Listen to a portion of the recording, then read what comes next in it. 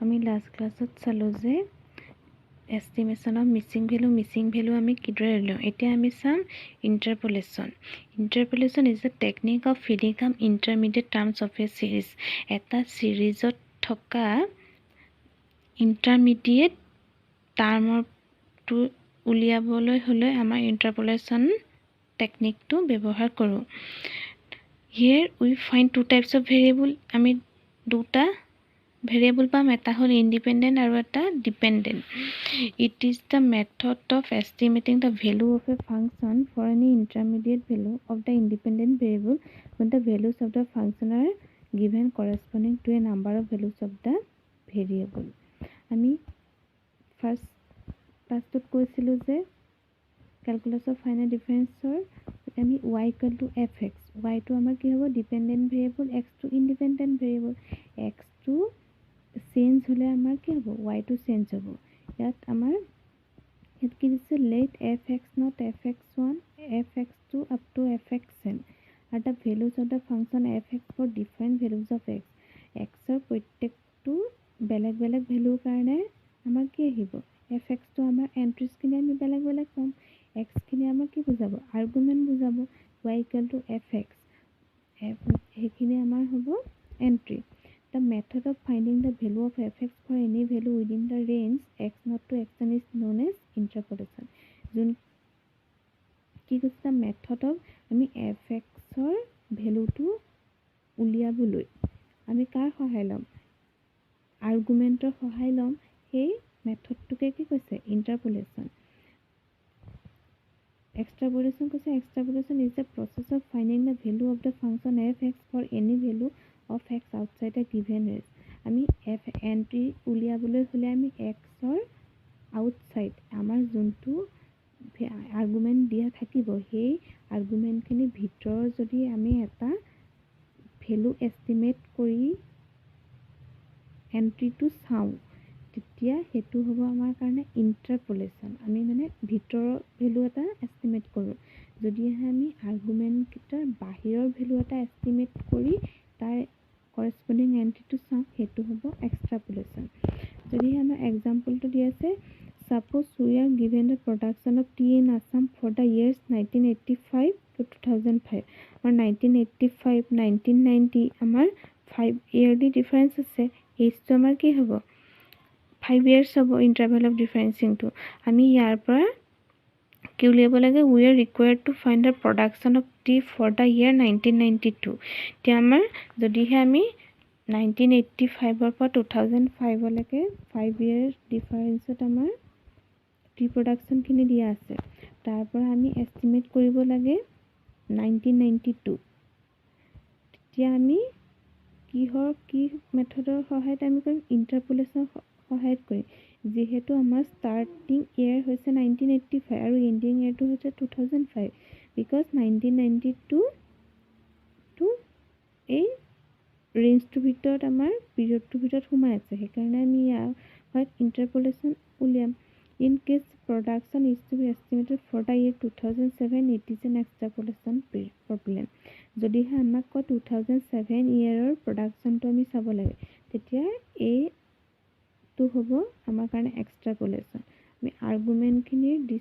আৰ্গুমেন্টখিনিৰ ভিতৰৰ ভ্যালু যদি এস্টিমেট কৰিবলৈ লওঁ এটো বা ইন্টাৰপোলেশন আৰু আৰ্গুমেন্টটো যদি বাহিৰৰ খিনি চাওঁ হেতু হ'ব আমাৰ কাৰণে এক্সট্ৰাপোলেশন এতিয়া আমাৰ assumption দিয়া আছে assumption কিটা আমাৰ ফাৰ্স্ট assumptionটো আমাৰ কি কৈছে there are no sudden jumps or falls in the values of the function during the period under consideration আমি যিটো আমি পিৰিয়ড লম সেই পিৰিয়ডটোৰ ভিতৰত আমাৰ কোনো sudden jumps বা falls থাকিব নোৱাৰিব যেনে earthquake wars epidemic এইবিলাকৰ ক্ষেত্ৰত আমাৰ কিছুমান আমাৰ ডাটা মিসিং হৈ যাব সেই পিৰিয়ডটো আমাৰ কি হ'ব কোনো জাম্প মাৰিব নোৱাৰিব আমি এটা নৰ্মেল পিৰিয়ড হ'ব লাগিব এবনৰ্মেল পিৰিয়ড হলে আমাৰ নহব সেকেন্ড পইণ্ট কৈছে the rise or fall in the value should be uniform আমি যেহেতু কৈছিলো যে ইন্টাৰপোলেশন হ'বলৈ হলে আমাৰ কি আৰ্গুমেন্ট খিনি ইকুইডিস্টেন্ট মানে সমান দূৰত্বৰ হ'ব লাগিব সমান দূৰত্ব নহ'লে যে আমি ইণ্টাৰপোলেশ্যন ব্যৱহাৰ কৰিব নোৱাৰিম সেইটো নহয়। ইণ্টাৰপোলেশ্যনৰ ক্ষেত্ৰত আমাৰ মেথড আছে। ফাৰ্ষ্টটো আমাৰ হ'ল ফৰৱাৰ্ড ইণ্টাৰপোলেশ্যন আৰু বেকৱাৰ্ড ইণ্টাৰপোলেশ্যন। এই দুটাৰ ক্ষেত্ৰত আমাৰ এক্সটো কি হ'ব লাগিব? ইউনিফৰ্ম হ'ব লাগিব, একেই হ'ব লাগিব। আৰু যদিহে ইউনিফৰ্ম নহয় তেতিয়া আমি বেলেগ মেথড ইউজ কৰিম। সেইকাৰণে কৈছে the rise or fall in the value should be uniform. Interpolation উলিয়াবলৈ হ'লে আমাৰ এক্স আৰ্গুমেণ্ট কেইটাৰ মাজত কি থাকিব লাগিব? কনষ্টেণ্ট গেপ বা ইউনিফৰ্ম হ'ব লাগিব। থাৰ্ডটো দিছে there is defined and stable relationship y equal to fx। আমি আগতে পাই আহিছোঁ যে ৱাইটো কি ভেৰিয়েবল? ডিপেণ্ডেণ্ট ভেৰিয়েবল, এক্সটো ইণ্ডিপেণ্ডেণ্ট ভেৰিয়েবল। এক্স চেঞ্জ হ'লে আমাৰ ৱাইটো কিমান চেঞ্জ হ'ব? সেইটো আমাৰ ৱাই আৰু এক্সৰ মাজত কি কোৰিলেশ্যন থাকিব লাগিব। কোৰিলেশ্যন নাথাকিলে আমি ফাংচনটো উলিয়াব নোৱাৰিম। সেইকাৰণে ইয়াৰ ক্ষেত্ৰতো আমাৰ কি দুটা ভেৰিয়েবলৰ মাজত যদি কোৰিলেশ্যন নাথাকে তেতিয়া আমি উলিয়াব নোৱাৰিম। ইয়াৰ পৰা আমি কি বুজিলোঁ? ইণ্টাৰপোলেশ্যন মানে হ'ল এটা গিভেন ছিৰিজটোৰ ইণ্টাৰমিডিয়েট টাৰ্ম হ'ল। আমাৰ যোনটো আমাৰ টাইম দিয়া থাকিব সেই টাইমটোৰ ভিতৰৰ যদি এটা আৰ্গুমেণ্টৰ কৰেছপণ্ডিং এণ্ট্ৰিটো আমি এষ্টিমেট কৰোঁ সেইটো হ'ব ইণ্টাৰপোলেশ্যন। আৰু যদিহে আৰ্গুমেণ্টটো বাহিৰৰ ভেলু এটা এষ্টিমেট কৰোঁ তেতিয়া হ'ব সেইটো এক্সট্ৰাপোলেশ্যন। আৰু এতিয়া আমি ফাৰ্ষ্ট চাম Newton's Gregory forward interpolation formula. তোমালোকে ভিডিঅ'টো চোৱাৰ লগে লগে বুকখনো উলিয়াই ল'বা। ইয়াত আমাৰ কি দিছে? নিউটনছ গ্ৰেগৰী ফৰৱাৰ্ড ইণ্টাৰপোলেশ্যন ফৰ্মুলাটো suppose y equal to fx be a function where x is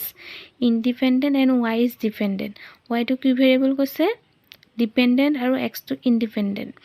let us observation of the function y equal to fx for আমি এক্সৰ ভেলুখিনি আমি এক্স নটৰ পৰা ষ্টাৰ্ট হৈ কিহত শেষ হ'ব? এক্স এনৰ। আৰু কৰেছপণ্ডিং ভেলুখিনি ৱাই ভেলুখিনি কি হ'ব? Y naught y1 y2 up to yn শেষ হ'ব। The values of x are equidistant with an interval of differencing h. আৰু আমাৰ আৰ্গুমেণ্টখিনি কি হ'ব লাগিব? ইকুইডিষ্টেণ্ট, সমান দূৰত্ব হ'ব লাগিব। দ্য ফৰ্মুলা ইজ গিভেন বা ফৰ্মুলাটো তেতিয়া আমি কেনেকৈ লিখিম? y equal to fx y naught মানে y ছিৰিজটোৰ এণ্ট্ৰিজৰ ফাৰ্ষ্ট ভেলুটো u del y naught. U মানে হ'ল আমাৰ x minus x naught divided by h. X আমাৰ কোনটো হ'ব? যোনটো পিৰিয়ড অফ ইণ্টাৰপোলেশ্যন, যোনটো আমাৰ কুৱেশ্যনটোত আমাৰ এষ্টিমেট কৰিবলৈ দিয়া থাকিব সেইটো হ'ব আমাৰ পিৰিয়ড অফ ইণ্টাৰপোলেশ্যন। আৰু মাইনাছ এক্স নট মানে হ'ল এক্স ছিৰিজটোৰ আৰ্গুমেণ্টৰ ফাৰ্ষ্ট আৰ্গুমেণ্টটো। আৰু এইচ হ'ল ইণ্টাৰভেল অফ ডিফাৰেঞ্চিং, যিটো তোমালোকে পাই আহিছা ডিফাৰেঞ্চ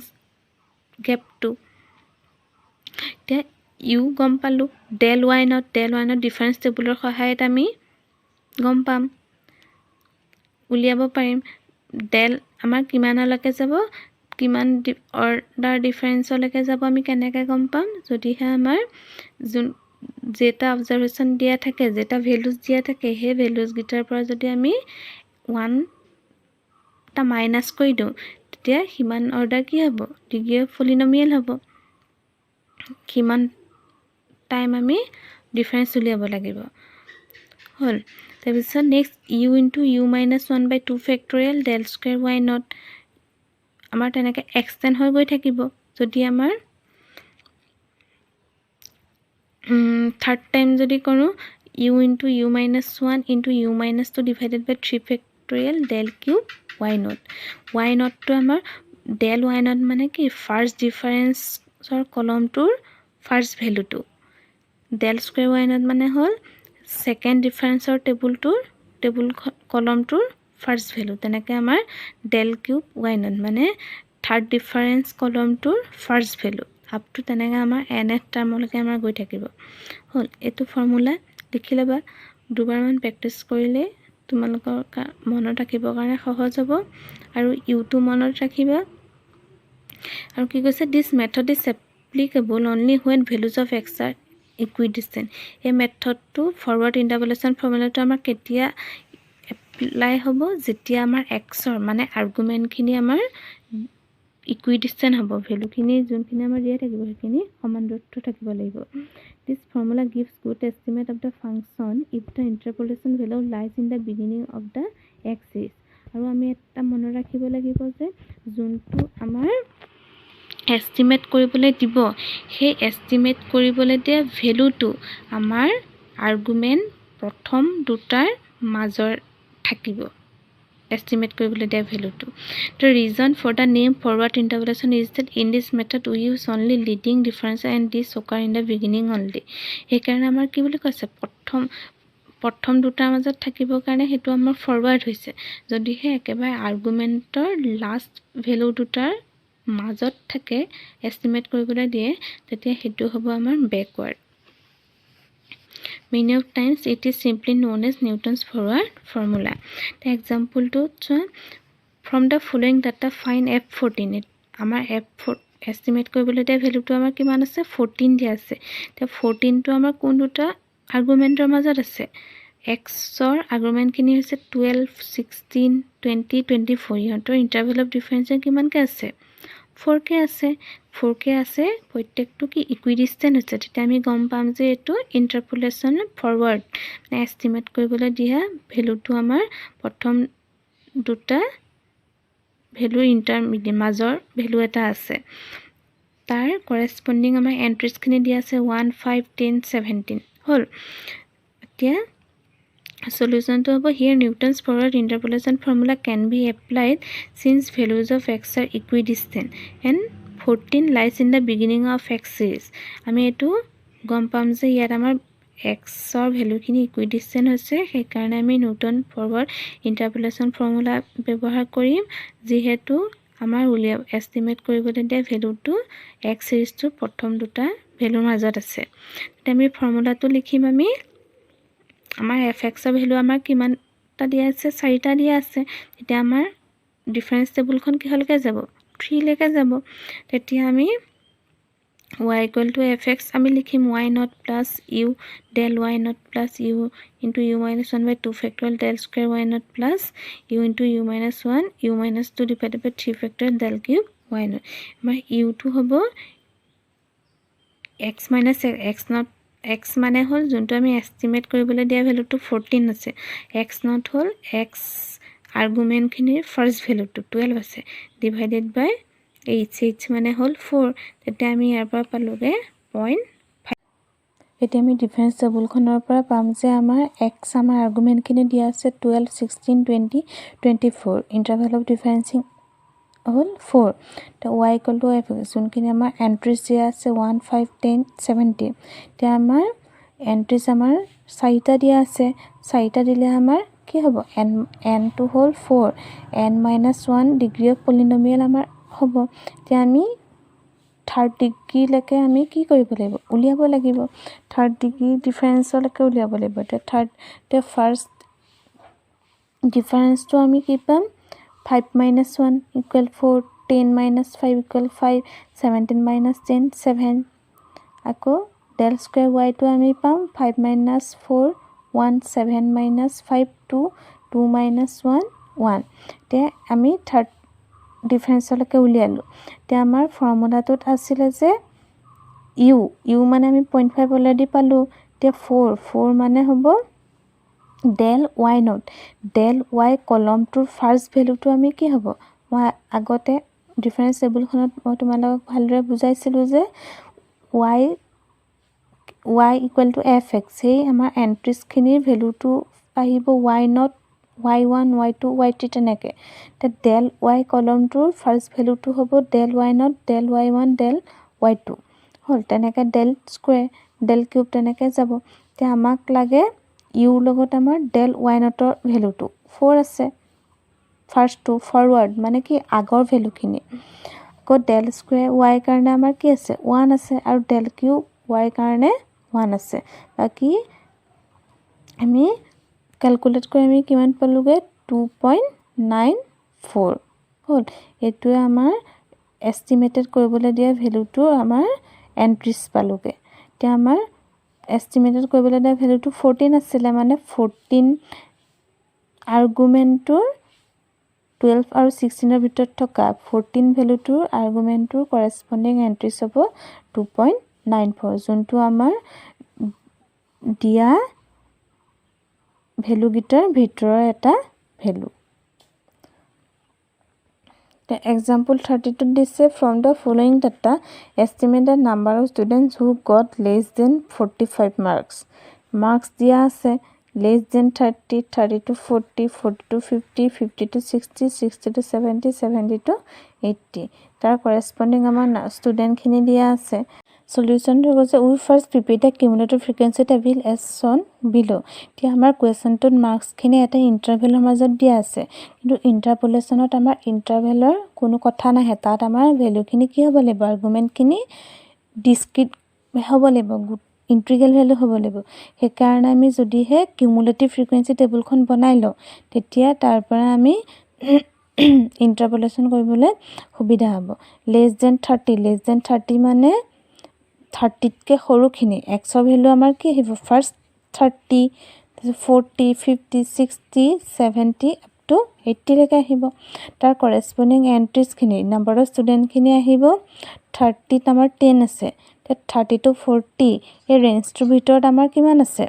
31 টা আছিল যেহেতু আমি ডিসক্ৰিট কৰি পেলোৱা কাৰণে আমাৰ ফাৰ্স্ট সেকেন্ড ভ্যালুটো আমি কি পাম 10 + 31 equal 41 হল আকৌ 40 to 50 কাৰণে আমি কিমান পাম 50 কাৰণে আমাৰ 40 আগলৈকে পাম 40 50 আগলৈকে আমাৰ কিমান তা নাম্বাৰ অফ ষ্টুডেন্ট আছে 10 আছে 31 আছে 42 আছে গুটেকিটা কাউন্ট কৰিলে আমি কিমান পাম 83 তেনেকে 60 ৰ কাৰণে 60 আগৰখিনি ষ্টুডেন্টস টোটাল পালো আমি 134 70 লৈকে পালো আমি 169 আৰু 80 লৈকে পালো আমি 200 মানে টোটাল নাম্বাৰ অফ ষ্টুডেন্ট আমাৰ কিমান আছিল 200 এতিয়া আমাৰ দিয়া আছে যে নাম্বাৰ অফ ষ্টুডেন্ট আমাৰ কেটা দিয়া আছে 6টা মানে আমাৰ পলিনোমিয়েল অফ ডিগ্ৰী কি হলকে আহিব 5 লৈকে আহিব এতিয়া আমি 5th অৰ্ডাৰ ডিফাৰেন্সলৈকে কৰিব লাগিব আমি আগৰখন টেবুলৰ নিচিনাকে আমি কৰি ললো del y কলম উলিয়ালো del square y উলিয়ালো del cube উলিয়ালো del to the power 4 উলিয়ালো del to the power 5 তেনেকৈ আমি ডিফাৰেন্স টেবুলখন উলিয়াই ললো তাৰ পৰা আমাৰ formula YouTube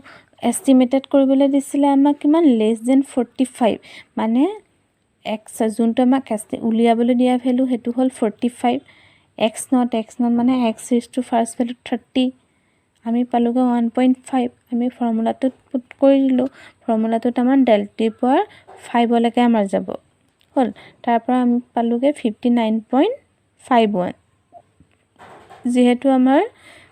number of student আমি ফ্ৰেকশনত লিখিব নোৱাৰো সেই কাৰণে আমি ৰাউন্ড ফিগাৰ কৰি কিমান পালো 60 পালো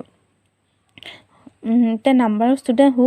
got less than 45 marks the 45 marks পোৱা 45 কে লেস পোৱা ষ্টুডেন্ট কিমান আছে আমাৰ 60 টা আছে হল এটো আমি উলিয়ালো তেনেকে from the following data estimate the number of students who secured more than 15 marks তে 15 marks কে বেছি পোৱা ষ্টুডেন্ট কিমান আছে হেতু উলিয়াবলৈ দিছে আমি আগৰ এক্সাম্পলটোত পাইছিলো যে ইন্টাৰপোলেশন উলিয়াবলৈ হলে আমাৰ কি ক্লাস ইন্টাৰভেল হ'ব নোৱাৰিব ইন্টিগ্ৰেল ভ্যালু থাকিব লাগিব এটা মাৰ্কস খিনি আমি এটা ৰাউন্ড ইন্টিগ্ৰেল ভ্যালু দিলো কিমান পাম ফাৰ্স্ট তো আমি 10 20 30 40 50 লৈকে পালো তাৰ কৰেসপন্ডিং নাম্বাৰ অফ ষ্টুডেন্ট দিয়া আছে 13 ফাৰ্স্ট ভ্যালু টু সেকেন্ড তো আমাৰ কিমান হ'ব 20 লৈকে পোৱা টোটাল নাম্বাৰ অফ ষ্টুডেন্ট আমি কিমান পাম 38 টা তেনেকে 50 লৈকে 65 পালোগে তাৰপিছত আমাৰ দিয়া আছে এন্ট্ৰিজ দিয়া আছে নাম্বাৰ অফ এন্ট্ৰিজ আমাৰ 5টা আছে 5টা থাকিলে আমাৰ ডিফাৰেন্স টেবুলখন কি হলকে উলিয়াব লাগিব 4 লৈকে উলিয়াব লাগিব তাৰপিছত u টো আমি পাম x টো আমাক দিয়া আছে 15 দিয়া আছে x not আহিব x is to first value to 10 divided by h মানে interval of differencing হল 10 কে আছে তাৰ পৰা আমি u টো পালো 0.5 এতিয়া আমি ফৰ্মুলা যদি পুট কৰি দিও ফৰ্মুলা পুট কৰিলে আমি কি পাম আমি এটো পালোগে the number of students who secured more than 15 marks total এটা 25 হ'ল more than 15 marks per student কিমান হ'ল 25 টা এতিয়া আমাৰ overall student total কিমান আছিল 65 আছিলে তে 65 ৰ পৰা যদি আমি 15 marks পোৱা কিটা মাইনাস কৰি দিও তেতিয়া আমাৰ কি হ'ব বাকি কিটা পাম নে ইয়াত কি আছে the number of student who secured more than 15 marks 65 minus 25 equal to কিমান হ'ব 40 হ'ব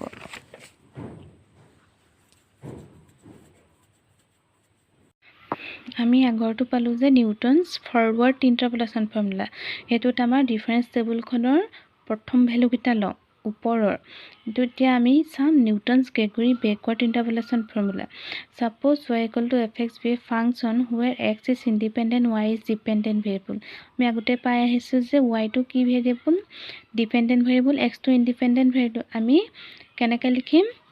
mathematical function to y equal to fx for x কি ভ্যালু লব x0 x1 x2 up to xn তাৰ corresponding entries কিটা হ'ব y0 y1 y2 up to yn the values of x are equidistant interpolation উলিয়াবলৈ হলে আমাৰ x ৰ value খিনি কি হ'ব লাগিব আৰ্গুমেন্ট খিনি সমান্তৰাল equidistant হ'ব লাগিব with an interval of differencing a the formula is given by y equal to fx আমি forward interpolation formula first value to লৈছিলো y0 argumentor corresponding entries or first value to কিন্তু ইয়াত আমি কৰ পৰা চাম একেবাৰে লাস্ট ভ্যালু টোৰ পৰা চাম yn ৰ পৰা চাম yn plus u del yn minus 1 তে ডিফাৰেন্স টেবুল খনৰ আমাৰ ফাৰ্স্ট ডিফাৰেন্স কলম টোৰ আমি একেবাৰে তলৰ ভ্যালু টোৰ পৰা চাম তেনেকে u into u plus 1 by 2 factorial del square yn minus 1 তো yn ত start হৈ কিহত শেষ হ'বগে y নটত শেষ হ'বগে আমাৰ ফৰৱাৰ্ডত y নটত start হৈ yn ত শেষ হৈছিল আৰু u সাইন কি আছিল u minus 1 u plus 1 ইয়াত হ'ব plus 1 হ'ল this formula is simply known as Newton backward formula তে আমাৰ u টো কি কৈছে x minus xn x টো আমাৰ কোনটো হ'ব period of interpolation যেটো আমাক এস্টিমেটেড কৰিবলৈ দিব আৰু xn মানে হ'ল আৰ্গুমেন্টৰ একেবাৰে লাস্ট আৰ্গুমেন্ট h মানে হ'ল interval of differencing the method is applicable only when values of x are equidistant এটো মেথড আমাৰ কেতিয়া এপ্লাই হ'ব যেতিয়া আমাৰ x ৰ ভ্যালু খিনি equidistant হ'ব the formula gives good estimate of the function if the interpolating value lies at the end of the axis আমি forward interpolation formula পাইছিলো যে যোনটো আমাক ইন্টাৰপোলেট কৰিবলৈ দিব সেই ভ্যালুটো আমাৰ প্ৰথম আৰ্গুমেন্ট দুটাৰ প্ৰথম ভ্যালু দুটাৰ মাজত থাকিব আৰু ইয়াত আমাৰ ব্যাকৱাৰ্ডৰ ক্ষেত্ৰত আমাৰ আৰ্গুমেন্টৰ একেবাৰে শেষৰ ফালৰ ভ্যালু দুটাৰ মাজত থাকিব তে যদি হয় এক্সাম্পলটো চাওঁ কি দিছে calculate the value of f25 from the following data f25 টো উলিয়াবলৈ দিছে function of 25 মানে argument 25 টো উলিয়াবলৈ দিছে ইয়াত argument কি আছে 20 22 24 26 মানে আমাৰ লাস্ট ভ্যালু দুটাৰ মাজৰ ভ্যালু ইন্টাৰমিডিয়েট ভ্যালু হ'ল তে আমি গম পাম যে এটো ব্যাকৱাৰ্ড ফৰ্মুলাত কৰিব লাগিব আমি এতিয়া আমাৰ এন্ট্ৰিজ দিয়া আছে 17 28 30 35 solution to কি আছে here arguments are equidistant arguments can equidistant হৈছে আমি জানো and 25 lies at the end of the series 25 to series to end or ফালে আছে so we can apply Newton's backward formula এই কাৰণে আমি কি ফৰ্মুলা ব্যৱহাৰ কৰিম Newton's backward formula u2 উলিয়াই লম period of interpolation আমাৰ 25 দিয়া আছে একেবাৰে লাস্ট ভ্যালুটো x ৰ আৰ্গুমেন্টৰ একেবাৰে লাস্ট ভ্যালু 26 আছে ইন্টাৰভেল তো আমাৰ কিমান কে আছে 20 22 24 মানে 2 কে আছে তাৰ পৰা আমি পালো -0.5 পালো এতিয়া আমি টেবুলখন কনস্ট্ৰাক্ট কৰিম কনস্ট্ৰাক্ট কৰোতে ডিফাৰেন্স টেবুলখন আমাৰ এন্ট্ৰিজ আছে 4টা দি থোৱা আছে 4টা এন্ট্ৰিজ দি থোৱা থাকিলে আমি তাৰ পৰা কি পাম n-1 ডিগ্ৰী পলিনোমিয়েল অফ ডিগ্ৰী হ'ব মানে কি 3rd ডিগ্ৰী লৈকে আহিব হ'ল 3rd ডিগ্ৰী লৈকে আমি কৰিলো এতিয়া আমাৰ ফৰ্মুলাত আমি বহাই দিলো উলিয়াবলৈ দিছিলে আমাক 25 টো তাৰ কাৰণে y এন ফাৰ্ষ্ট ভেলুটো yn মানে fxৰ একেবাৰে লাষ্ট ভেলুটো আমাৰ কি আছে y3 হ'ব মানে 35 প্লাছ u মানে আছে আমাৰ -0.5 ইনটু ডেল fx কলমটোৰ লাষ্ট ভেলুটো মানে কি আছে 5 তেনেকৈ 3 আহিব আৰু 12 আহিব তেনেকৈ আমি ফৰ্মুলাটোত পুট কৰি আমি কিমান পালোঁ 31.375 মানে আমি গম পাম যে আৰ্গুমেণ্টটো আমাৰ 24 আৰু 26ৰ মাজত আছিলে 25টো তেতিয়া 25ৰ ভেলুটো আমাৰ কিমান আহিব 31.375 ঠিক এনেধৰণে আমি ফৰৱাৰ্ড আৰু বেকৱাৰ্ড ইণ্টাৰপোলেশ্যন ফৰ্মুলা আমি কৰিব পাৰোঁ বেছি টান নোপোৱা ইজি পাবা তোমালোকে তেনেকৈ এক্সাম্পল 33টো আগৰটো নিচিনাকৈ কৰি পেলাবা কৰি পেলাই লাষ্ট আমি কিমান পালোগে 48 পালোগে যোনটো আমাৰ 48টো আমাৰ ক'ত সোমাই থাকিব আমাক উলিয়াবলৈ দিছিলে F45 আমাৰ xৰ মানে আৰ্গুমেণ্টটো 45ৰ ভেলুটো আমাৰ কৰেছপণ্ডিং এণ্ট্ৰিজৰ ভিতৰত থাকিব 47 আৰু 50ৰ মাজত আমি কিমান পালোগে 48 পালোগে হ'ল এনেধৰণে তোমালোকে ফৰৱাৰ্ড আৰু বেকৱাৰ্ড এই দুটা কৰিবলৈ টান নোপোৱা ইজি পাবা ভালদৰে ভিডিঅ'টো চাই ল'বা কিবা ডাউট থাকিলে মোক সুধিবা আৰু এনেকুৱা এক্সামত প্ৰায় আহি থাকে ফৰৱাৰ্ড বেকৱাৰ্ড আমি নেক্সট ক্লাছত লাগ্ৰাঞ্জ ইণ্টাৰপোলেশ্যন ফৰ্মুলা চাম যিটোৰ এক্সখিনি আৰ্গুমেণ্টখিনি আমাৰ ইকুইডিষ্টেণ্ট নহয়